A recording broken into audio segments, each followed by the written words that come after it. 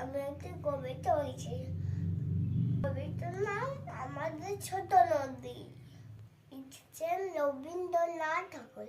আমাদের ছোট নদী চলে বাঁকে বাঁকে, বৈশাখ মাসে তার হাঁটু জল থাকে।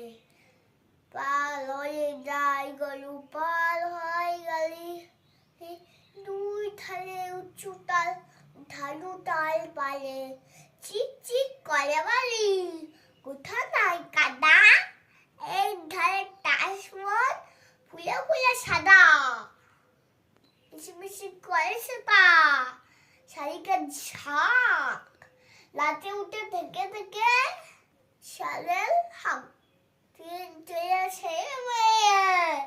নাই বল কালে জল বলে গায়ে তোলার ধারে, সকালে বিকালে কবু না হয়ে ফলে, আসলে সাকিয়া তালে ছোট মাছ ধরে, আছালে বাদল নামে কি ভলো ভলো, মাটিয়া শুকিয়ে চলে ঢালো তলো, দুই কুলে বনে বনে পড়ে যায় শালা, বল ছাড়ে উৎসবে জেগে উঠে পালা।